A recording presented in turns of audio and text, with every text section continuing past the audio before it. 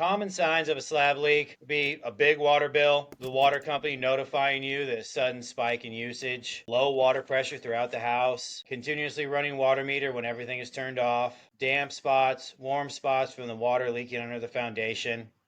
If your dog is suddenly laying in a particular spot, they usually go for the warm spots in the house, usually a hot water leak. A common sign would be if water is shooting up out of your slab. What's the main cause of a slab leak? Here in Texas, leaks are usually caused by expansive soil, where every year the clay expands with the wet season and dries and shrinks with the dry season. Foundation stress, constant significant movement puts immense pressure on the pipes. A lot of the older homes have old galvanized pipe that copper or galvanized that, it's put in the 50s. It's now 60, 70 years old. It did its job. Now it's time to replace it. They get pinhole leaks. It has chemical reactions with the soil and it gets corrosive and leaks. A lot of the times that we found is on the plastic side, they let the pipe sit out in the sun for too long and it's lost all its properties. The manufacturer says no more than 24 hours out in the sun, and sat for 2 years. Yeah, the builders let it sit on the job site for 6 months out in the sun. It sat on the train going to the yard for a month. Sat at Home Depot or the plumbing supply place 6 months. It's a combination of all of them. We use amplified listening. We interject air and water at high pressure, and that will actually amplify the leak, make the water shoot out harder or air shoot out and bubble. So we're able to listen for that, pinpoint it. For the trickier leaks, deeper, 4 feet on the ground or a lot more concrete on top of it, we're able to interject different gases and sniff for it. The best option would be a simple reroute where we find where it's leaking from, find the pipe, we cap that off and go to the nearest source of hot or cold water, grab it there, and then run it to that fixture that was leaking. Go up into the attic and down to the fixture and abandon what's in the slab that's leaking. That's another option is I fix it exactly where it is. Dig it up and fix it. For our customers, we like to recommend that if you have one or more slab leaks, go ahead and pull the trigger and do a full house repipe.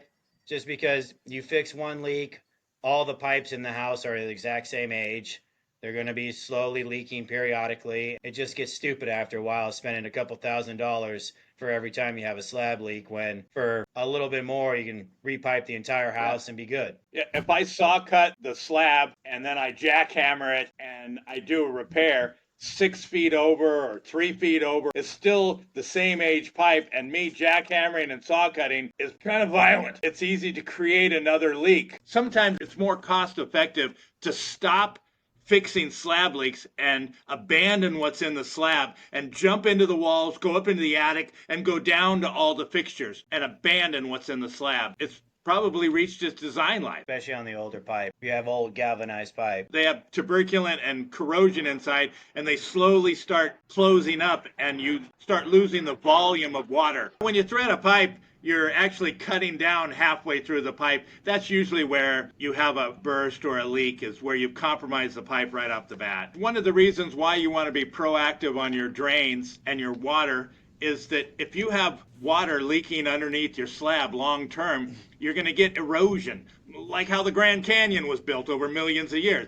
You only need the house to subside and shift down an inch or two before you start exhibiting cracks in the roof and the doors and windows stop working. And that's where folks entertain a lift, and where you're lifting the slab back up to its original level position. Pipe doesn't stretch. If I lift this house up 3 to 6 inches, the pipes aren't going to stretch 6 inches. They just break them. So that movement, causing the constant shifting of the clay, shrinking and expanding and shrinking and companion, causes forces on the pipes and breaks them. Out of sight, out of mind, it could be very expensive. If you blow off a leak underneath your house and all of a sudden you need a $30,000 lift because of that, you should have fixed that leak 4 years ago or 5 years ago. Keeping on top of the slab leaks and the drain leaks is very important for your pocketbook, because you don't want your biggest asset, your house, to subside a little bit. One side wimps down a little bit. The liftings are very expensive. You don't need it. Don't let a $1,200 water or sewer repair affect a $30,000 lift. Yeah, exactly.